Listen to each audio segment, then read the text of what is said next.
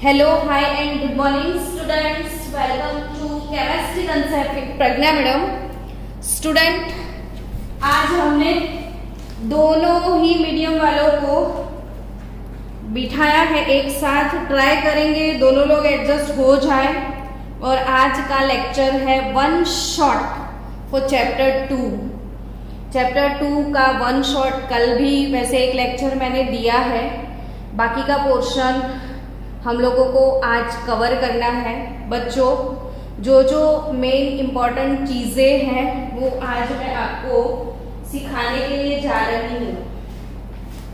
Last day हमने energy, radius और velocity के क्वेश्चन किए थे.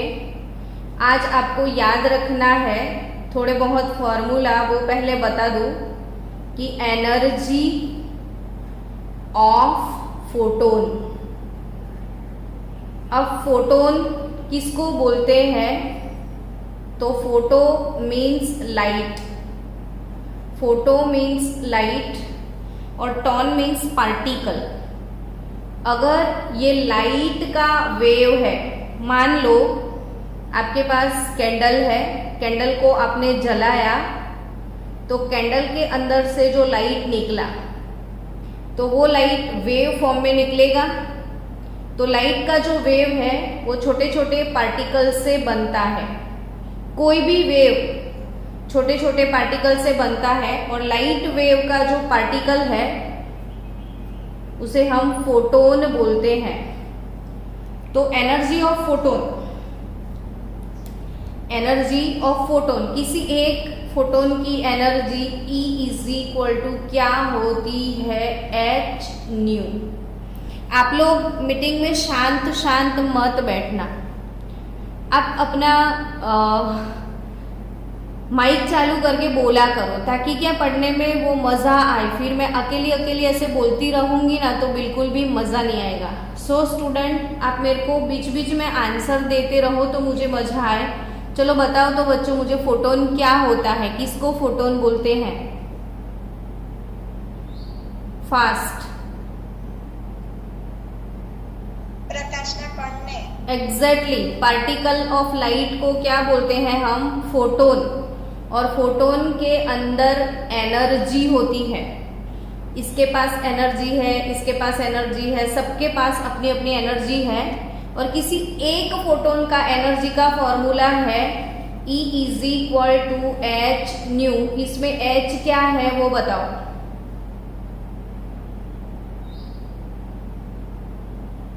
h क्या होगा? Planck constant. तो h है प्लैंक कांस्टेंट. तो प्लैंक कांस्टेंट h की वैल्यू बताओ.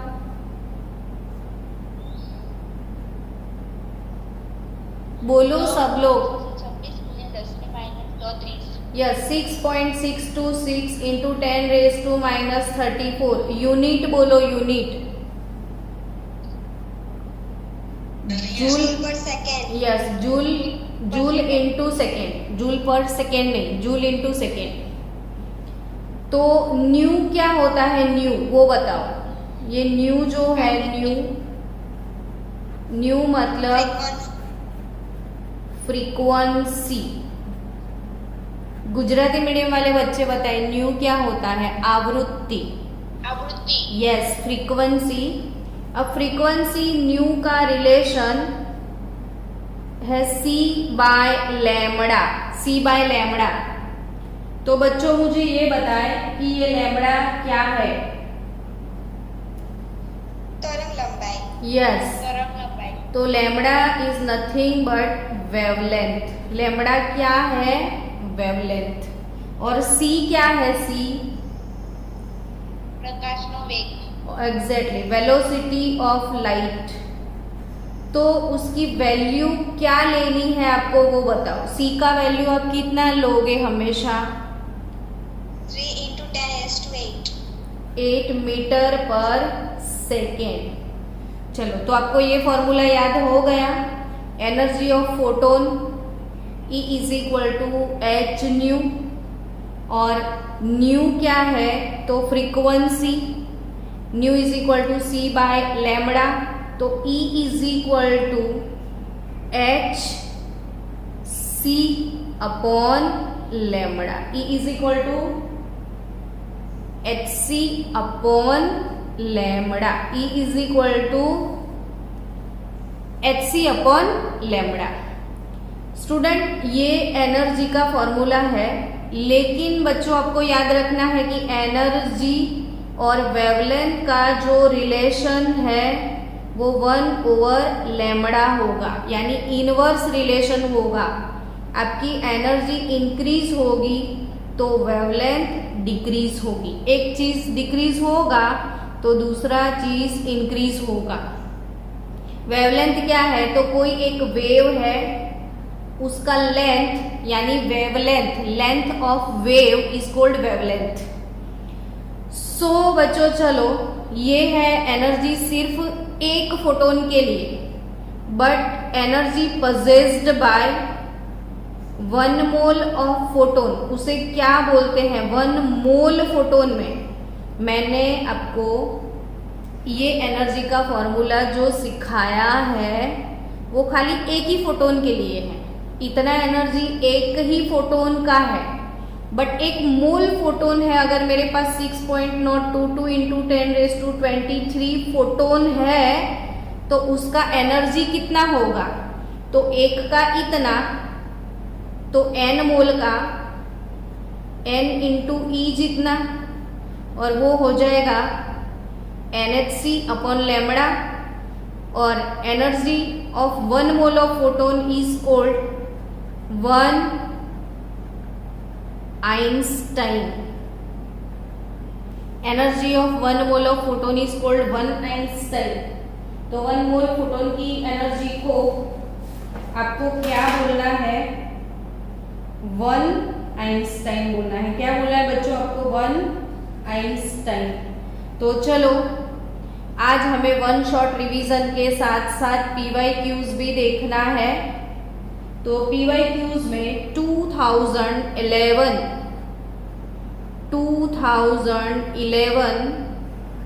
का क्वेश्चन है कि the energy E1 and E2, energy E1 and E2 of two radiations, energy E1 and E2 of two radiations are 25 electron volt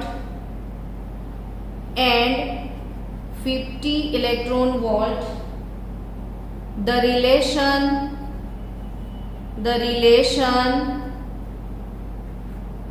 between their wavelengths, the relation between their wavelength, that is lambda 1 and lambda 2 will be। चलो, मैंने 2 minute दिए आपको solve करने के लिए।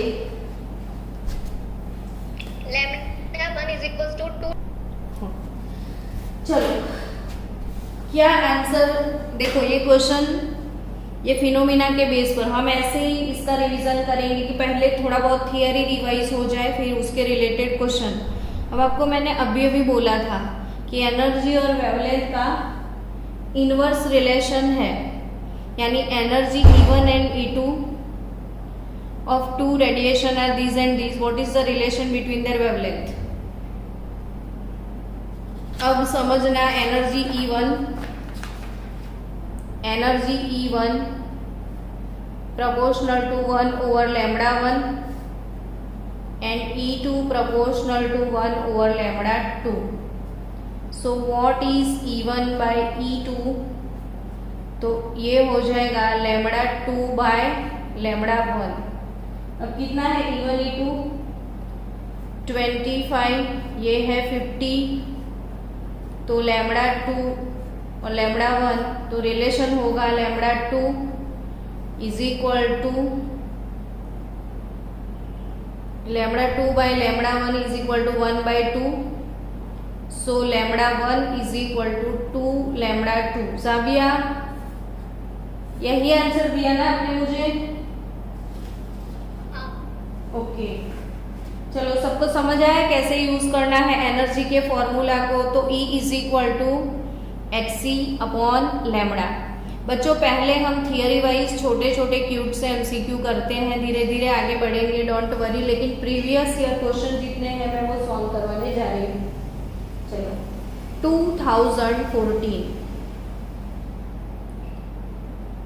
2014 का question है,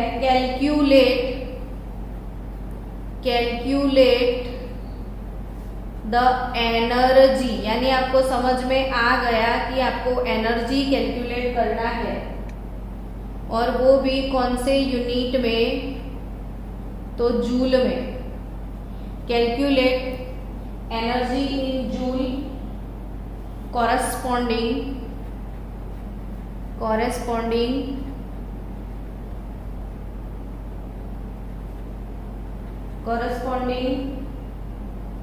to light of wavelength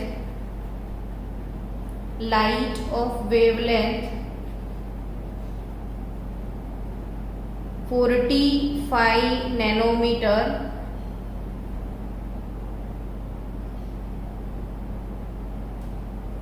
तो ये क्वेश्चन 2014 में पूछा था। बच्चों गुजराती मीडियम वाले समझो, calculate the energy in joule, मतलब आपको एनर्जी कैलकुलेट करना है, वो भी जूल यूनिट में। आपको दिया क्या है? लाइट ऑफ वेवलेंथ, यानी आपके पास वेवलेंथ है, तो वेवलेंथ यानी आप क्या बोलते हो? तरंग लंबाई। तो वेवलेंथ यानी लैम्डा, और लैम्डा है 45 नैनोमीटर। कितना सिंपल क्वेश्चन है 2014 का, कुछ भी ट्विस्ट नहीं किया है, सीधा साधा क्वेश्चन है। अगर वेवलेंथ है और आपको एनर्जी कैलकुलेट करना है तो एनर्जी का फॉर्मूला सिर्फ और सिर्फ आपको यूज करना है और कुछ नहीं करना है। तो प्लैंक कांस्टेंट उसने क्वेश्चन में दिया है कि 6.63 इंटू 10⁻⁻34। वेलोसिटी ऑफ लाइट भी उसने दिया है क्वेश्चन में 3 इंटू 10⁸ मीटर पर सेकेंड, और लैम्बडा यानी वेवलेंथ 45 नैनोमीटर, तो नैनो का 10⁻⁹ मीटर होगा। लेकिन आपने लाइट वेलोसिटी को सेंटीमीटर में लिया है, तो इसको सेंटीमीटर में कन्वर्ट करना है तो इंटू और 2 लग जाएगा आपको, क्योंकि ये मीटर में है। नैनोमीटर यानी 10⁻⁹। अब इसको सेंटीमीटर में करो तो इंटू 100। तो आंसर निकालो तो बच्चों 3 और 15, तो 6.63 डिवाइडेड बाय 15 करना है आपको, और कुछ नहीं करना है। 663 डिवाइडेड बाय 15 पॉइंट लग जाएगा।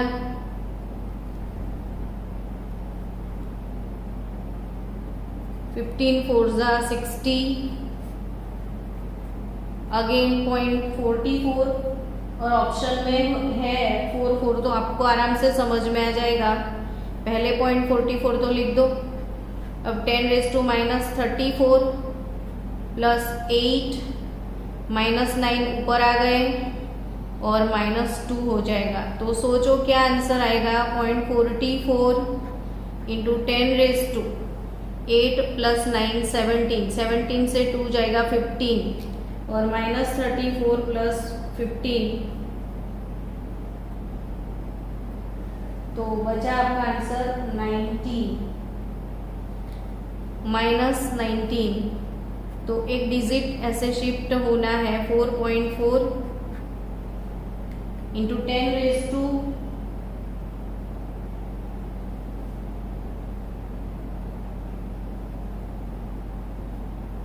-18। तो आपको समझ में आया एनर्जी कैसे कैलकुलेट किया गया?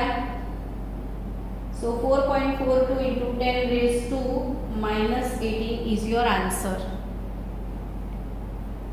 चलो -34 17 -17 और ये -2 -19 ओके। चलो 2014 के बाद 2013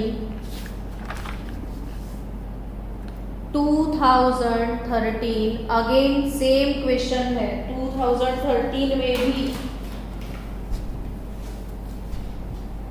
तो 2013 का क्वेश्चन देखो स्टूडेंट्स। 2013 का क्वेश्चन 2013 में क्वेश्चन है the value of Planck constant the speed of light which value is closest to the wavelength in nanometre of a quantum of a light with frequency this. 2013 value दिया गया है h का, वो तो पता है ना आपको 6.63 into 10 raise to -34 joule into second, यानी वैल्यू आपको दे देते हैं। फिर c भी बता दिया है 3 इंटू 10 रेज टू 8 मीटर पर second. Speed of light change किया है उसने, थोड़ा आपको ट्विस्ट करके दिया है कि 3 इंटू 10 रेज टू 17 नैनोमीटर पर second. 3 into 10 raise to 17 nanometre पर सेकेंड ऐसे दिया है। तो नैनोमीटर से मीटर में जाओ तो 3 इंटू 10 रेज टू 17 और नैनो क्या होता है तो 10 रेज टू -9 और मीटर से आपको जाना है सेंटीमीटर में तो अगेन 10 रेज टू 2 सेंटीमीटर पर सेकेंड।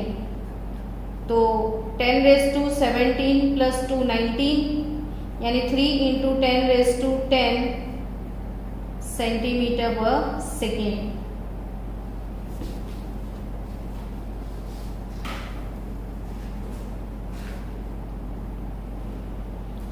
और मीटर में जाओगे तो 3 इंटू 10 रेज टू 8 मीटर पर सेकेंड। तो वही प्रॉब्लम था, हमने यहाँ पे वही चीज़ की थी। मुझे कब से दिमाग में था, घूम रहा था। ये सेंटीमीटर में नहीं जाना है, हमको मीटर में ही जाना है खाली। तो 10 रेज टू 2 हटा दो आप, तो आपका आंसर इधर -17 हो जाएगा। तो 4.4 10 रेज टू -18 आंसर आ जाएगा। मेरे दिमाग में कब से घूम रहा है कि सेंटीमीटर नहीं, आपको मीटर में ही रहना है। चलो तो आपको सेंटीमीटर में नहीं जाना है, मीटर पर सेकंड में ही जाना है। अब ये तो नहीं भी जाते और ये प्रोसेस नहीं भी करते तो आपको पता था कि 10 रेज टू 8 मीटर पर सेकेंड, लेकिन आपको थोड़ा ट्विस्ट करके दिया। फिर क्वेश्चन पूछा है which value is closest to the wavelength in nanometre. Wavelength calculate करना है, वेवलेंथ इन नैनोमीटर यानी लैम्बडा कैलकुलेट करना है इस क्वेश्चन में। तो दिया क्या है आपको, तो दी है आपको फ्रीक्वेंसी।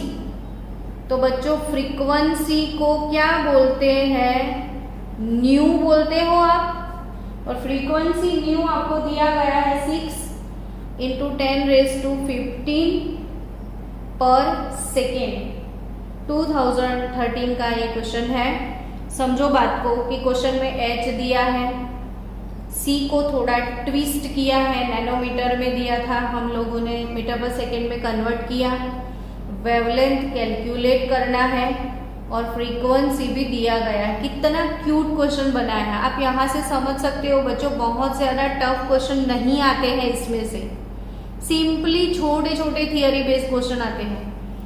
तो कुछ भी ट्विस्ट नहीं है। आपको फ्रीक्वेंसी दिया है, वेवलेंथ है, फ्रीक्वेंसी भी दिया है, वेवलेंथ कैलकुलेट करना है। तो वेवलेंथ और फ्रीक्वेंसी के रिलेटेड फॉर्मूला बताओ, चलो fast. Lambda is equal to C upon nu, because we know that nu is equal to C by lambda, so lambda is C by nu. So C कितना है 3 into 10 raise to 8 और new कितना है, तो 6 into 10⁻15 कितना मस्त दिया है, 3/2 यानी 1.5 हो जाएगा ना, सॉरी 3 2 ज़ा 6 यानी 0.5 और 10⁻8 -15 -7 यानी 5 इंटू 10⁻2 ऐसे हो गए तो -8। अब मीटर आपका आंसर आ जाएगा।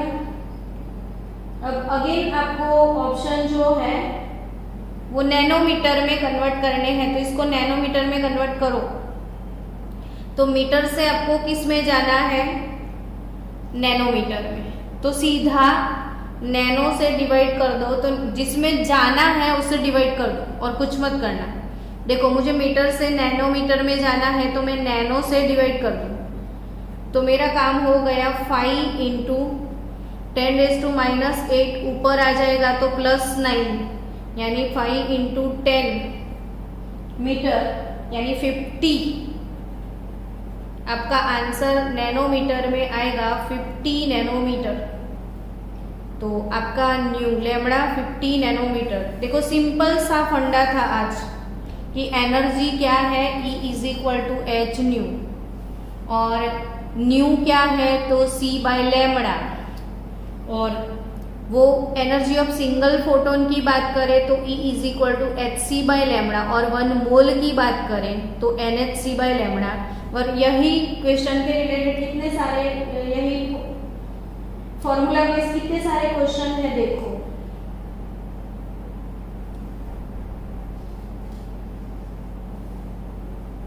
नेक्स्ट क्वेश्चन हम लोग क्वेश्चन नंबर 10 सॉरी 10 या 9 से क्या मतलब नहीं, 2009 का ये क्वेश्चन है, 2009 का, कि the energy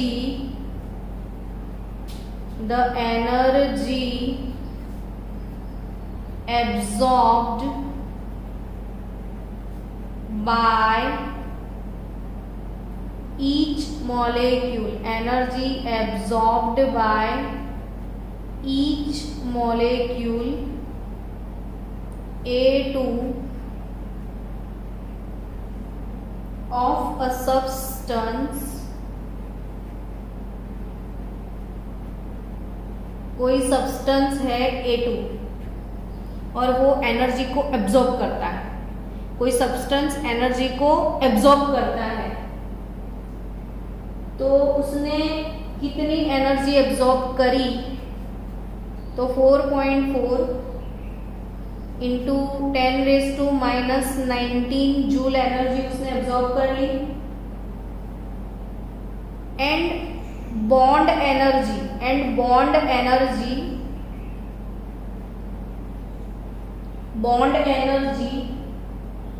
per molecule, bond energy per molecule उसका है 4 इंटू 10⁻⁻19 जूल। तो the kinetic energy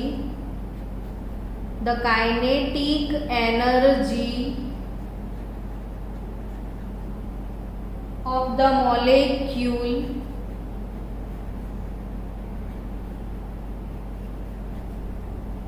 per atom will be। मैं इसके लिए आपको टाइम देने वाली हूँ, आप आराम से सोचो, फिर मैं समझाती हूँ। अच्छा क्वेश्चन है, आप सोचो 2 मिनट। चलो बच्चों, आपको एक बात समझानी है पहले, कि अगर मेरे पास ये कोई मेटल का पीस है, मेटल की सरफेस है, मेटल की सरफेस पे जब लाइट अप्लाई होता है, ये लाइट का वेव है, मेटल की सरफेस पे लाइट अप्लाई होता है, तो लाइट के अंदर छोटे छोटे फोटॉन्स होते हैं। अब हर एक फोटोन के पास एनर्जी है, वो फोटोन का एनर्जी अंदर वाले मॉलिक्यूल एब्जॉर्ब करते हैं, फिर अंदर से फटाक से ऐसे इलेक्ट्रॉन बाहर निकलता है। तो कोई भी मेटल के ऊपर समझना ध्यान से बच्चों कि मेटल के ऊपर जब लाइट अप्लाई होता है तो अप्लाइड लाइट, इसकी एनर्जी h न्यू होगी। अगर मैंने मान लो बच्चों कि आपको 2000 रुपीज दिए, मैंने आपको 2000 रुपीज गिफ्ट किए, इसमें से आपने 500 रुपीज यूज कर लिए, तो आपके पास बचे कितने वो बोलो। खाने पीने में, जल से करने में आपने 500 यूज कर लिए, तो आपके पास कितने बचे? 1500। इसे बोला जाता है काइनेटिक एनर्जी। इसे काइनेटिक एनर्जी के बोलते हैं। अब जो मैंने यूटिलाइज किया, एब्जॉर्ब किया यूज करने के लिए, तो वही चीज है कि कोई मेटल है, मेटल को आप बहुत सारी एनर्जी दे रहे हो तो वो अपने इलेक्ट्रॉन को छोड़ देगा और वो पॉजिटिव आयन बन जाएगा। याद करो बच्चों, किसी मेटल से इसके इलेक्ट्रॉन को निकालने के लिए जो एनर्जी देना पड़ता है उसे लोग क्या बोलते हैं?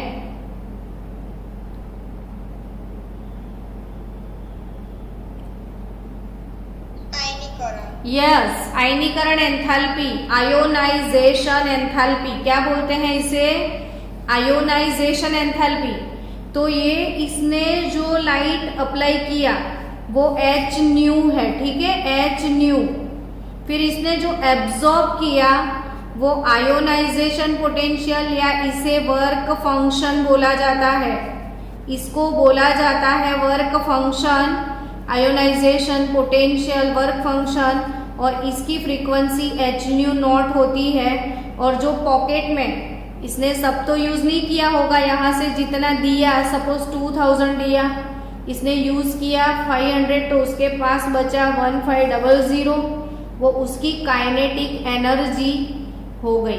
तो अब फिर से समझना कि h न्यू इसने इसको दिया गया, h न्यू नॉट इसने यूज किया, जिसे बोला जाता है वर्क फंक्शन।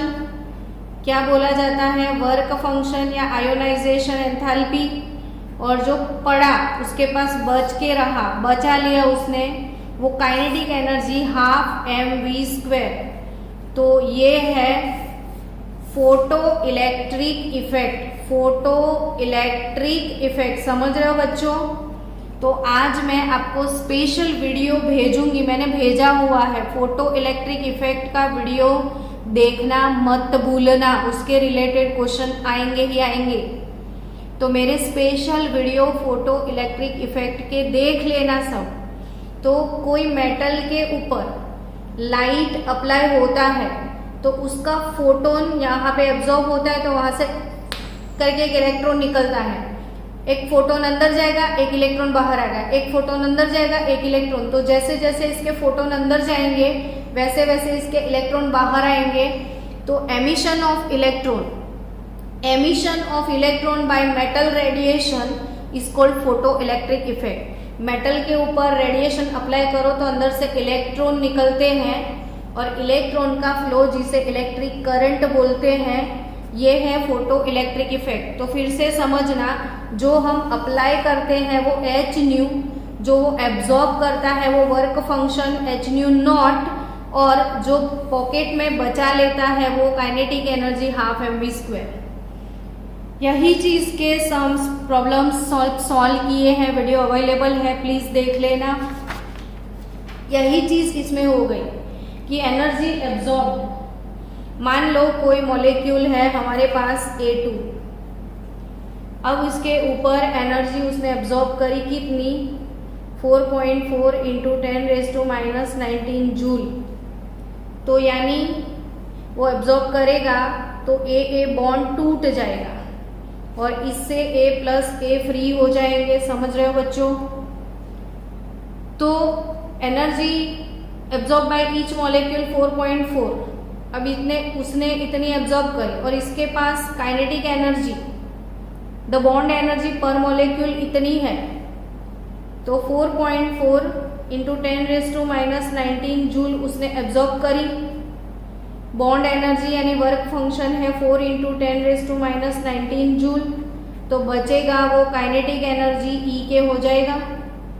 तो काइनेटिक जो बच जाएगा वो काइनेटिक एनर्जी, तो के ई काइनेटिक एनर्जी कितना, तो 4.4 माइनस 4 इंटू 10⁻⁻19 जूल जितना, यानी 0.4 इंटू 10⁻⁻19 जूल पर मॉलिक्यूल हो गया। ये तो ये A2 है ना, A और A, तो ये मॉलिक्यूल होता है।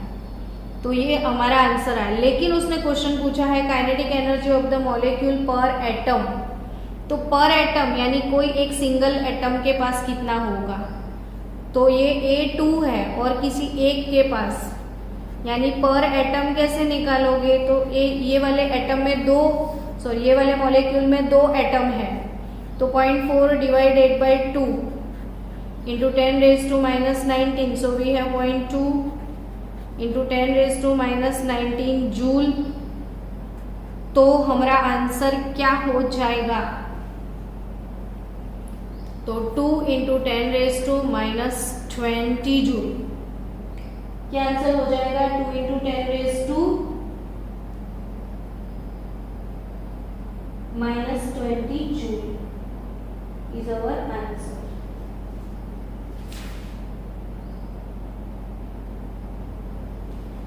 चलो,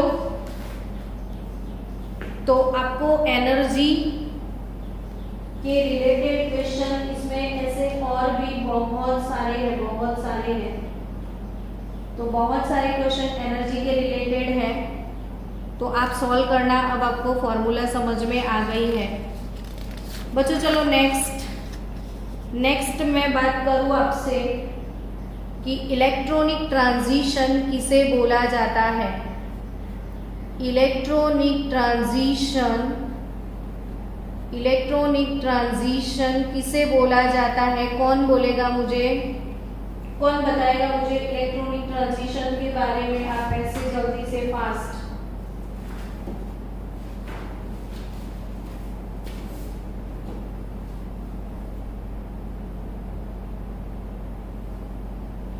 इलेक्ट्रॉनिक ट्रांजिशन क्या होता है, कौन बताएगा।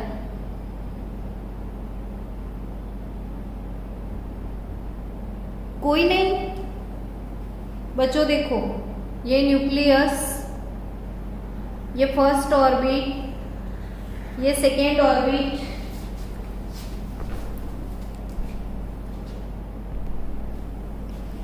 इलेक्ट्रॉनिक ट्रांजिशन मतलब क्या बच्चों, कौन बताएगा। इलेक्ट्रॉनिक ट्रांजिशन मतलब क्या,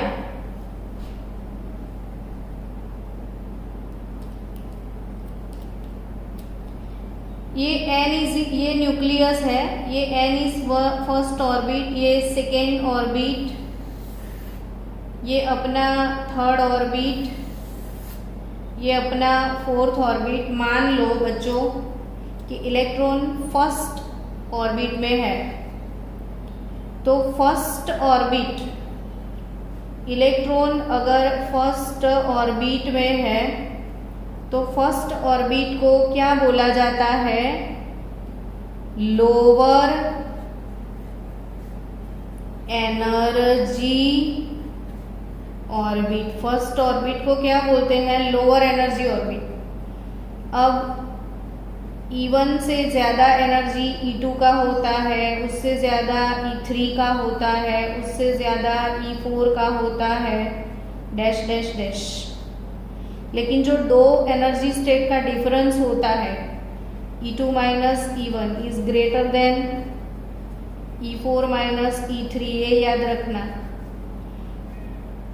E1 से E2 का एनर्जी लेवल ज़्यादा, E2 से E3 का ज़्यादा, E3 से E4 का ज़्यादा, E4 से E5 का ज़्यादा। लेकिन डिफरेंस की बात आती है तो सबसे ज़्यादा डिफरेंस E2 माइनस E1 होगा।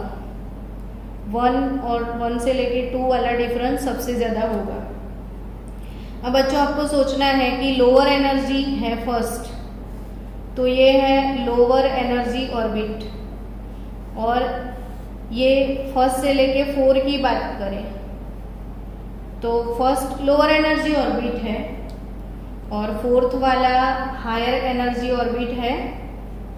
तो इलेक्ट्रॉन हमारे पास लोअर में है, वो जंप मार के अगर हायर में चला गया तो लोअर एनर्जी से हायर एनर्जी में जाता है, तब एनर्जी वो एब्जॉर्ब करता है। एनर्जी क्या करता है? एब्जॉर्ब करता है। लोअर से हायर में जाता है तो अब वापिस आता है तो एनर्जी रिलीज करता है, वापिस आता है तो एनर्जी रिलीज करता है, जाता है तो एब्जॉर्ब करता है। तो आता है जाता है तो उसके बीच में जो एनर्जी का डिफरेंस होता है डेल्टा ई, यानी इसे बोला जाता है इलेक्ट्रॉनिक ट्रांजिशन। लोअर एनर्जी से हायर एनर्जी में जाना और वापिस आना, उस टाइम जो एनर्जी एब्जॉर्ब होता है या रिलीज होता है, वो इलेक्ट्रॉनिक ट्रांजिशन के ड्यूरेशन को जो एनर्जी है वो कैसे कैलकुलेट की जाती है? तो delta E is equal to, यानी एनर्जी एब्जॉर्ब्ड और रिलीज्ड, एब्जॉर्ब होती है या रिलीज होती है, वो फॉर्मूला यूज करते हैं delta E is equal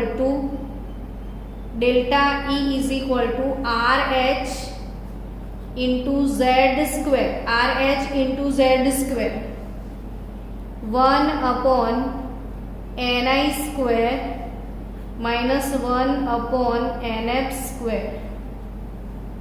delta E is equal to R H into Z square into bracket 1 over N I square minus 1 over N F square. तो delta E is equal to R H into Z square 1 over N I square minus 1 over N F square. ये फॉर्मूले याद रखना। कब use करना है? जब electron एक ऑर्बिट से जंप मार के दूसरी ऑर्बिट में जाता है। चलो अब इसके ऐसे ये थियरी के related PYQs 2004 the frequency of radiation, question पूछा गया है कि द फ्रीक्वेंसी, आपको कैलकुलेट करना है frequency of radiation, frequency of radiation emitted, frequency of radiation emitted when the electron falls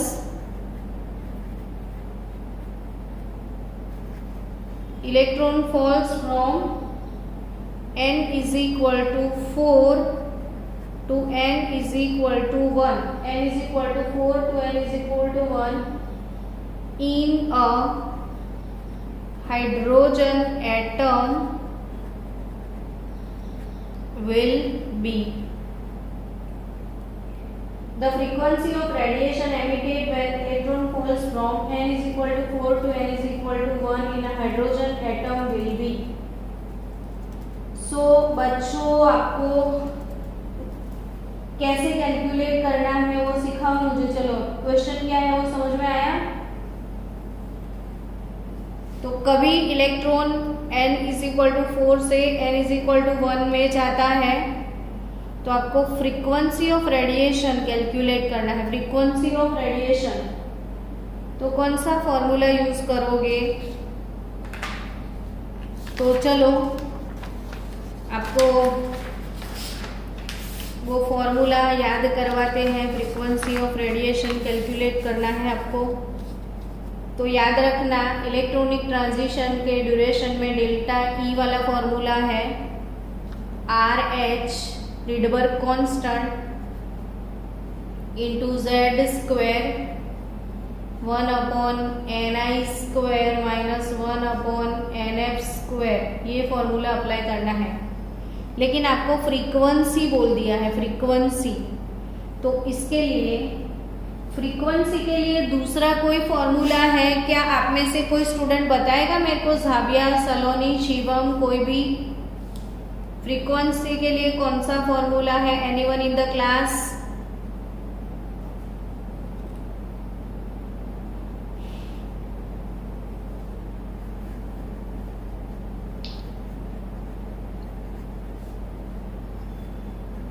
frequency nu is equal to 3.15 into 10⁻15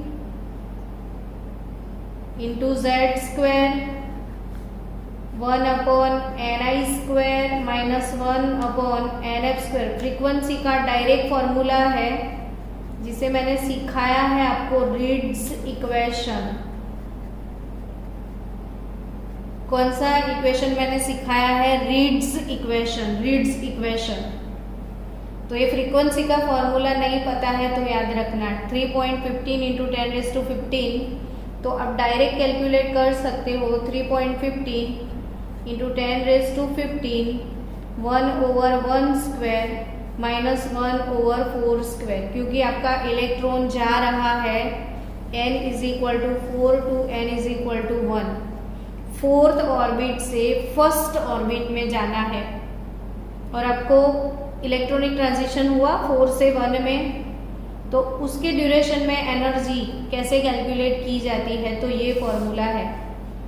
so guys 3.15 into 10⁻15 1/1² 1/4², तो 1 minus 1/16 हो जाएगा ना, तो 16 माइनस 1 15/16, तो 3.15 इंटू 15/16 इंटू 10⁻15, क्योंकि हाइड्रोजन है ना शायद, तो हाइड्रोजन के लिए तो Z1 हो जाएगा, Z एटॉमिक नंबर। तो 3.15 इंटू 16 करो, फिर आपको एक्सरसाइज तो करना पड़ेगा थोड़ा बहुत। आंसर दो मुझे, 3.15 इंटू 15/16।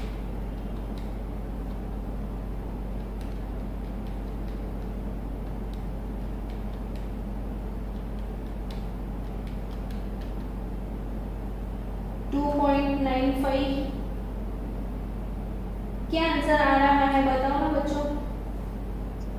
2.59 જ આવે છે મેડમ।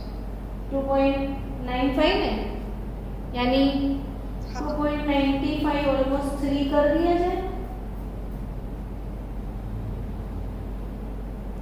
तो आंसर ऑप्शन में है 3 इंटू 10⁻15 हर्ट्ज, ऐसा आंसर दिया है। तो हर्ट्ज फ्रीक्वेंसी है, तो फ्रीक्वेंसी का यूनिट है हेनरी हर्ट्ज की याद में हर्ट्ज और पर सेकेंड, हर्ट्ज और पर सेकेंड फ्रीक्वेंसी का यूनिट है। चलो उसके बाद 2000 में भी फोटोन का एनर्जी दिया गया है, वेवलेंथ निकालना है। Okay nice question. चलो तो आई थिंक आपको ऐसे क्वेश्चन अब समझ में आ रहे हैं और मुझे लग रहा है कि आपको कोई प्रॉब्लम नहीं होगा ऐसे क्वेश्चन को सॉल्व करने में।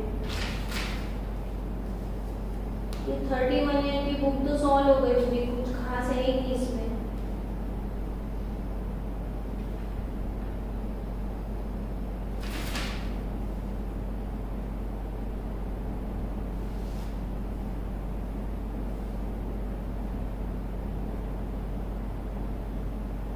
अब बचा आपके लिए और एक खास बात, खास थियरी।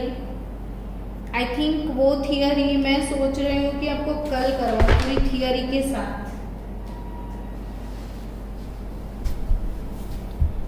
स्टूडेंट